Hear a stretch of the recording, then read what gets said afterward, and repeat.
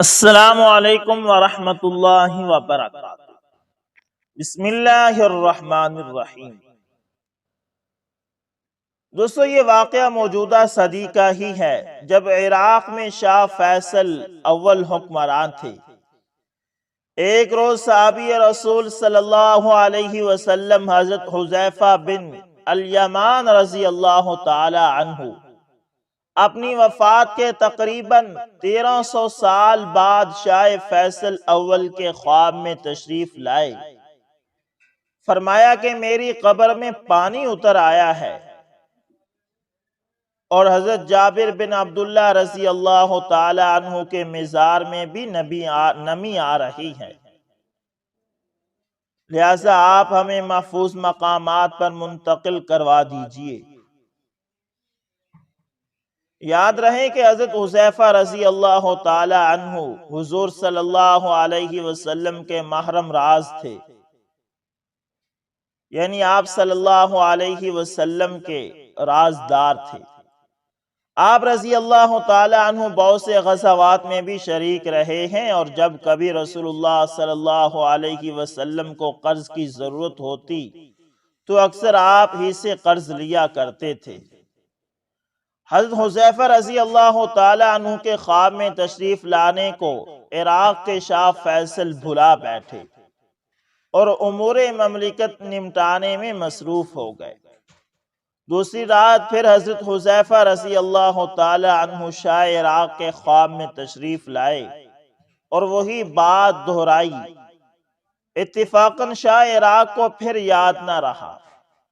تیسری شب حضرت حذیفہ رضی اللہ تعالی عنہ عراق کے مفتی اعظم کے خواب میں تشریف لائے اور انہیں فرمایا کہ میری اور حضرت جابر بن عبداللہ رضی اللہ تعالی عنہ کی قبروں میں پانی اتر آیا ہے، لہذا آپ ہمارے مزارات محفوظ مقامات پر منتقل کروا دیجئے۔ ہم 2 بار شاہ عراق کو بشارت دے چکے ہیں، مگر وہ باوجہ مصروفیت بھول جاتے ہیں۔ مفتی اعظم رحمت اللہ تعالی فوراً خواب سے بیدار ہوئے اور 1300 سال بعد خواب میں تشریف لانے والے صحابی کی بات سے پریشان ہو گئے۔ فوراً وزیر اعظم نور السعید پاشا سے فون پر بات کی۔ نور السعید پاشا مفتی اعظم کے ساتھ شاہ عراق کی خدمت میں حاضر ہوئے اور انہیں خواب کے بارے میں بتایا۔ شاہ فیصل اول نے خواب سن کر کہا کہ میں نے واقعی یہ خواب دیکھا تھا، مگر امور مملکت کی وجہ سے بھول گیا، لیکن وہ تبدیلی مزارات سے پہلے احتیاطاً اس بات کا ثبوت چاہتے تھے کہ واقعی پانی مزارات میں داخل ہو چکا ہے کہ محض یہ خواب ہے۔ چنانچہ انہوں نے محکمہ تعمیرات کے انجینئر کو ہدایت کی کہ وہ پہلے مزارات کے قریب کی زمین کی مٹی کا ٹیسٹ کروائے، کیونکہ شاہ عراق کو ڈر تھا کہ محض خواب کی بنا پر صحابہ کرام رضوان اللہ علیہ مجمعین کے مزارات کی بے حرمتی نہ ہو۔ محکمہ تعمیرات کے انجینئر نے مفتی اعظم کے سامنے مزارات سے دریا کے رخ پر 20 فٹ کے فاصلے پر بورنگ کروا کر دیکھا۔ بورنگ سے نکلنے والی مٹی کو لیبارٹری ٹیسٹ کے لیے بھیجا۔ ٹیسٹ رپورٹ میں مٹی بالکل خشک تھی اور اس میں نمی کا کوئی شائبہ تک بھی موجود نہیں تھا۔ رپورٹ ملنے کے بعد شاہ عراق مفتی اعظم نور السعید پاشا اور دیگر اہل کار بے فکر ہو گئے اور آرام کی نیند سوئے۔ حضرت حذیفہ رضی اللہ تعالی عنہ پھر شاہ عراق کے خواب میں تشریف لائے اور فرمایا کہ میرے مزار میں پانی اور حضرت جابر کے مزار میں نمی آنی شروع ہو گئی ہے، لہذا ہم دونوں کو یہاں سے منتقل کر کے دریائے دجلہ سے ذرا فاصلے پر منتقل کر دیا جائے۔ بادشاہ نے ان کی بات کو صرف خواب سمجھ کر نظر انداز کر دیا، کیونکہ ماہر تعمیرات نے ٹیسٹ رپورٹ پر مزارات میں نمی کی غیر موجودگی کے دستخط کر دیے تھے۔ اگلی رات حضرت حذیفہ رضی اللہ تعالی عنہ مفتی اعظم کے خواب میں تشریف لائے اور ناراض ہو کر کہا کہ بادشاہ ہماری بات پر توجہ ہی نہیں دے رہا۔ مفتی اعظم نے شاہ سے رابطہ کیا تو شاہ عراق مفتی اعظم پر سخت ناراض ہوئے اور انہوں نے کہا کہ آپ خواب پر یقین کر رہے ہیں، جبکہ آپ ماہرین اراضی کے ساتھ بورنگ اور مٹی کی ٹیسٹ رپورٹ دیکھ چکے ہیں۔ صحابہ کرام رضوان اللہ علیہ مجمعین کے بار بار خواب میں آنے کی وجہ سے ان کی قدر و منزلت کے پیش نظر مفتی اعظم بادشاہ سے اس بات پر ڈٹ گئے کہ مزارات کو دوسری جگہ منتقل کرنا ضروری ہے۔ چنانچہ شاہ عراق نے مفتی اعظم سے فتویٰ لینے کے بعد عید الاضحیٰ کو ظہر کی نماز کے بعد مزارات کو کھلوانے کا اعلان ریڈیو، ٹی وی اور اخبارات سے کروایا۔ 1300 سال بعد قبروں کی تبدیلی اور اس سے متعلق خبر نے دنیا بھر میں دھوم مچا دی۔ یہ منظر دیکھنے کے لیے مسلم اور غیر مسلم دنیا سے تار، ٹیلی فون، خطوط شاہ عراق کے پاس آنے شروع ہو گئے۔ ان خطوط میں دلچسپی رکھنے والے لوگوں نے مزارات کی منتقلی میں شرکت کی درخواست کی تھی۔ چونکہ حج کا زمانہ تھا، اسلام کے فرزند ارکان فریضہ حج ادا کر رہے تھے۔ ان سب لوگوں نے اصرار کیا کہ مزارات کی تبدیلی کی تاریخ میں توسیع کر دی جائے تاکہ صحابہ کرام رضوان اللہ علیہ مجمعین کو اپنی آنکھوں سے ہم بھی دیکھ سکیں اور ان کے جنازے میں شرکت کر سکیں۔ ادھر عیسائی کمیونسٹ ممالک کے عوام اور خبر رساں ایجنسیوں نے بھی سفر میں کٹنے والے دن مانگے۔ شاہ عراق کے لیے یہ لمحات انتہائی پریشان کن تھے۔ ایک طرف صحابہ کرام رضوان اللہ علیہ مجمعین کا خواب میں بار بار آنا اور دوسری طرف عالمی دنیا کا چند دن رکنے کا دباؤ، تیسرے مزارات میں پانی رسنے سے مزارات کو مزید نقصان پہنچنے کا ڈر تھا۔ اس وقت حکومت عراق ایک عجیب مخزمے کا شکار تھی کہ بالآخر ان کے رفقا کے ذہن میں ایک ترکیب آئی کہ مزارات سے کوسوں دور بہنے والے دریا کے رخ پر 10 فٹ کے فاصلے پر ایک لمبی اور گہری خندق کھدوا کر اس میں کروا دی جائے تاکہ مزید نمی آگے نہ پہنچے، اور اعلان کر دیا گیا کہ حج کے 10 روز بعد مزارات کی منتقلی عمل میں آئے گی۔ ان 10 دنوں میں دنیا کے مسلم اور غیر مسلم ملکوں کے دلچسپی رکھنے والی عوام بغداد سے 40 میل دور سلمان پارک پہنچنا شروع ہو گئی۔ یاد رہے اس دوران صحابہ کرام رضوان اللہ علیہ مجمعین خواب میں تشریف نہیں لائے۔ اس موقع پر عراق نے اپنے ملک آنے والے ہر مذہب اور عقیدہ کے لوگوں پر سے کسٹم، پاسپورٹ اور کرنسی کی تبدیلی اور پابندی وغیرہ ختم کر دی۔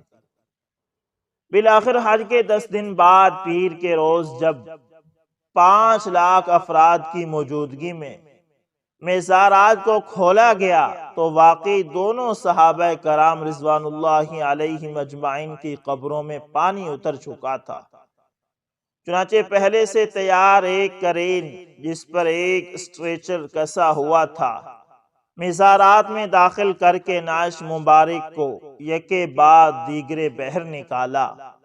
اس موقع پر موجود اسلامی سربراہان مصر کے شاہ فاروق، جو اس وقت مصر کے ولی عہد تھے، کمال اتاترک کے وزیر مختار اور دیگر علماء اور وزراء نے اسٹریچر سے نعش مبارک کو عقیدت و احترام سے وہاں موجود شیشے کے بکس میں لٹایا۔ اس واقعے کی کارروائی کو ایک جرمن فلم ساز کمپنی نے وہاں موجود لوگوں کے لیے 30 فٹ لمبی اور 20 فٹ چوڑی اسکرین پر ٹیلی ویژن کیمرے کی مدد سے دکھایا۔ مزید 4 بڑے بڑے اسکرین اس لیے لگائے گئے کہ 50 لاکھ افراد جو نعشوں کے قریب نہیں پہنچ سکتے وہ بھی آرام سے اپنی جگہ کھڑے ہو کر یہ کارروائی دیکھتے رہیں۔ لوگوں کا ٹھاٹھے مارتا سمندر یہ دیکھ کر حیران رہ گیا کہ 1300 سال گزرنے کے بعد بھی صحابہ کرام رضوان اللہ علیہم اجمعین کے کفن اور داڑھی مبارک بالکل سفید تھے، اور انہیں دیکھ کر یہ اندازہ ہوتا تھا کہ ابھی کچھ گھنٹے قبل ان صحابہ کرام رضوان اللہ علیہم اجمعین کی وفات عمل میں آئی ہے۔ اگرچہ حضرت حذیفہ بن یامان رضی اللہ تعالی عنہ کا وصال 36 ہجری میں اور حضرت جابر بن عبداللہ رضی اللہ تعالی عنہ کا وصال 74 ہجری میں ہوا تھا۔ دونوں صحابہ کرام رضوان اللہ علیہم اجمعین کے چہرے نور سے چمک رہے تھے اور آنکھوں میں بے انتہا کی چمک تھی۔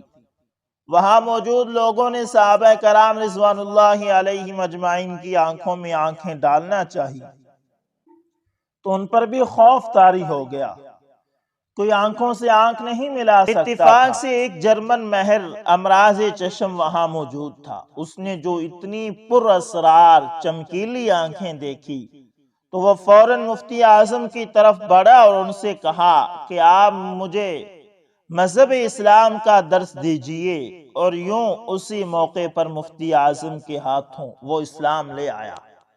عام پبلک کے دیدار کے لیے جب چہرہ مبارک سے کفن ہٹایا جا رہا تھا تو اس وقت عراق کی فوج نے صحابہ کرام رضوان اللہ علیہم اجمعین کو توپوں کی سلامی پیش کی۔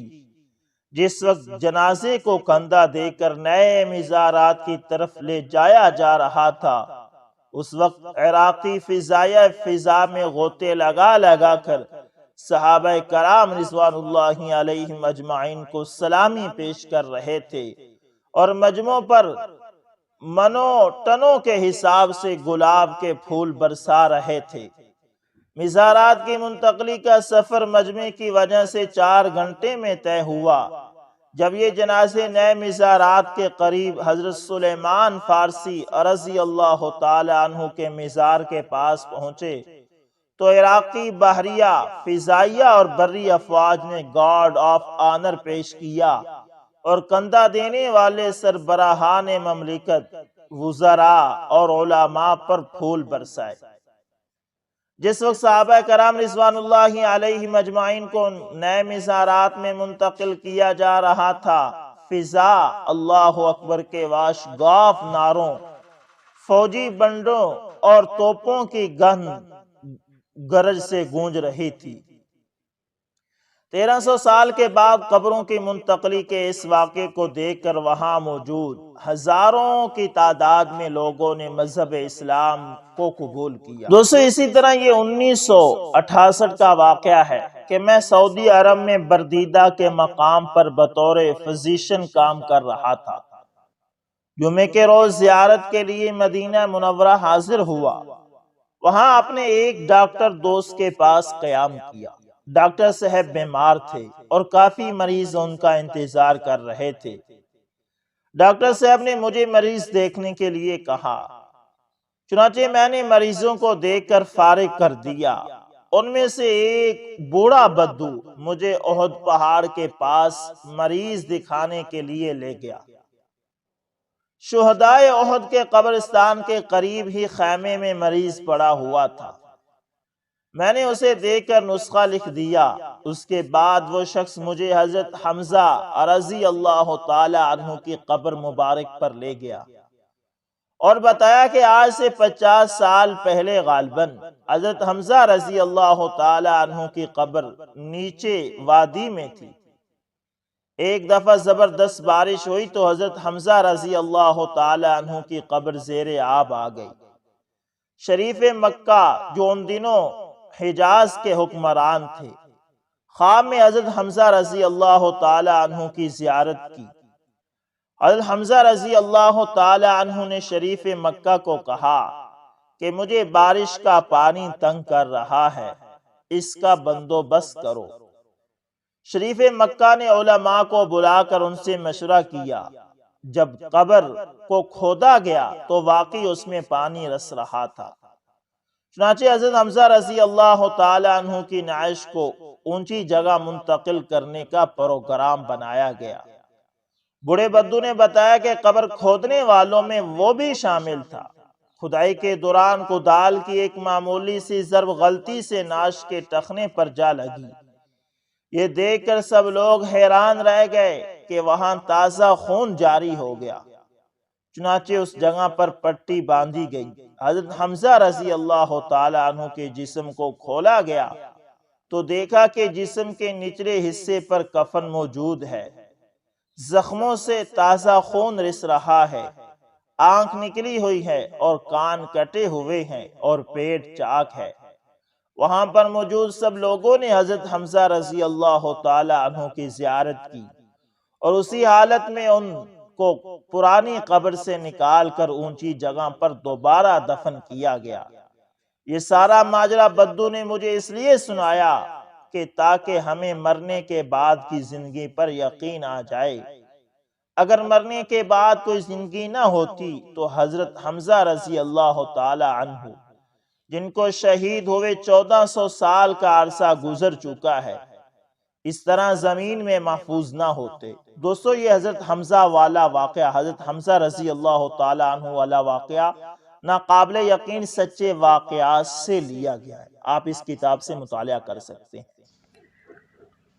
دوستو، اسی طرح جب حضرت امیر معاویہ رضی اللہ تعالی عنہ کے زمانے میں جب میدان احد میں زیر زمین نہر کھودی گئی تو حضرت عبداللہ بن عمر اور عمرو بن جموح کی نعش بالکل سلامت اسی طرح نکلی کہ زخم پر ہاتھ رکھا ہوا تھا۔ جب ہاتھ ہٹایا گیا تو خون بہہ نکلا اور تھوڑی دیر بعد ہاتھ وہاں جا کر چپک گیا۔ اسی طرح جابر بن عبداللہ رضی اللہ تعالی عنہ نے فرمایا کہ جب حضرت امیر معاویہ رضی اللہ تعالی عنہ نے وہ نہر کھودنے کا ارادہ فرمایا تو فرمایا کہ اپنے شہداء کو یہاں سے ہٹا لیا جائے۔